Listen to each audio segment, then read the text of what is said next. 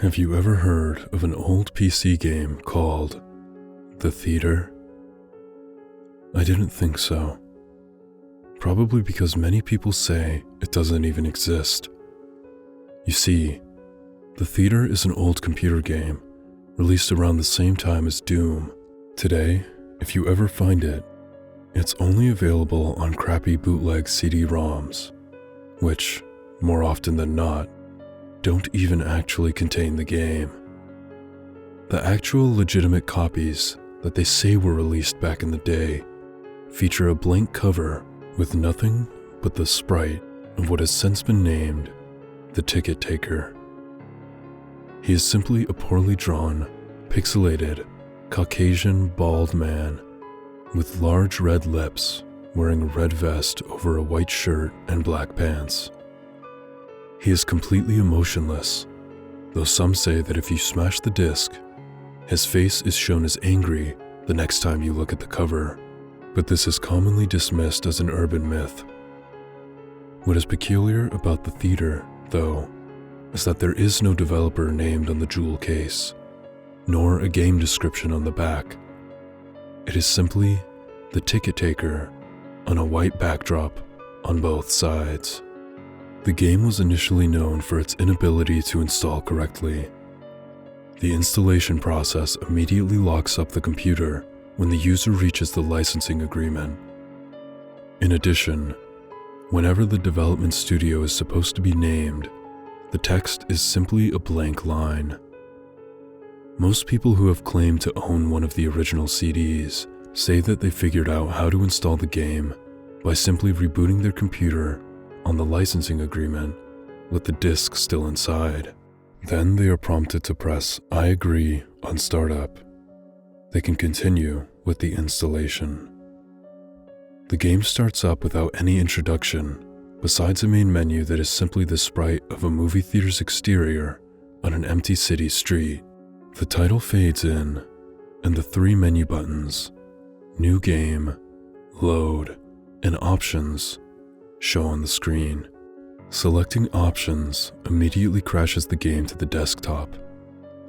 Load is said not to have a function at all. Even if you do have a saved game, nothing happens when you press it. Thus, New Game is the only working menu option. Once it is selected, you are in the first-person view. You are standing in an empty movie theater lobby, with the exception of the Ticket Taker standing in front of a dark hallway, which one can only assume leads to the theaters themselves. There's nothing to do but look at the poorly drawn, mostly illegible movie posters, or approach the Ticket Taker. Once the player moves towards the Ticket Taker, a very low-quality sound clip plays, saying, "Thank you, please enjoy the movie," along with a speech box saying the same thing. You then walk into the hallway, and the screen fades to black, and you're back in the empty lobby, and you do the exact same thing, again, and again, and again. While this may sound like a really horrible game, a number of peculiar things occur as you continue to play it. The number of times that you have to continue into the hall after giving your ticket to the Ticket Taker before the strange events happen is unknown. Most state that it's completely random and could take anywhere from the first playthrough to the 400th. What happens, though, has deeply disturbed some players. The first occurrence is when the player fades back in after walking into the hallway. This time, they will notice the Ticket Taker is completely absent. The player then, without any other options, decides to walk into the dark hallway. The sound clip and text box mentioned previously still play in the absence of the Ticket Taker, but when the player walks into the hallways, the screen does not fade out. It goes pitch black as they walk deeper into the hall, but the player's footstep sound clip is still playing as they continue to push the up button on their keyboard. Those claiming to have played the original game report to have felt extremely uncomfortable walking down the hallway, anticipating the whole way that something horrible was happening.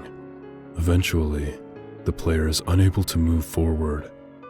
There is nothing for a few moments before a strange sprite that is described as the ticket taker but with a swirl for a face appears and stands before the player. The original players of the game say their bodies immediately froze up and their stomachs churned when they saw this sprite. The sprite has been appropriately named the Swirly Head Man. Nothing happens as the Swirly Head Man stands before them. Then suddenly, a piercing screech plays as the game glitches out. This lasts for a few minutes, with the screeching being continuous. Then the player is abruptly returned to the lobby, with all the sounds and graphics being as they should be. The game continues normally for the next couple of cycles of entering the hallway, with a couple of the original players claiming the Swirly Head Man would briefly appear and disappear in the corner of the screen as a brisk yelp sound effect plays. Then, at some point after meeting the Swirly Head Man, the player sees the ticket taker pacing back and forth.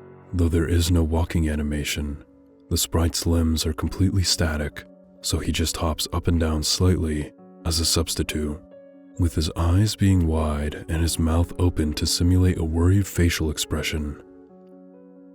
Some players noted that the movie posters had been replaced with the images of the swirly-headed man, which caused them to immediately turn their character's head away and approach the ticket taker.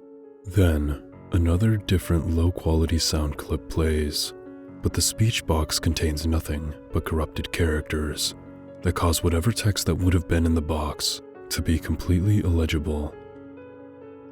Due to the extremely low quality of the sound, it is debated by players what exactly the ticket taker says at this point, though it is widely agreed that he says, "Never reach the other levels." Then the screen fades out once again and returns the player back to their starting point in the lobby.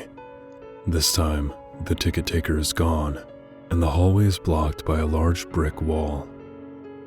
Touching the brick wall immediately crashes the game, and that's all there is to it. No one knows what the other levels are, or how to gain access to them, nor is it known why the swirly-head man causes such acute fear in those who have seen him in the game. All the original copies of the theater have either been lost or destroyed. But the creepiest part is that all of the original players of the game claim to occasionally see a brief glimpse of the swirly-head man out of the corner of their eyes.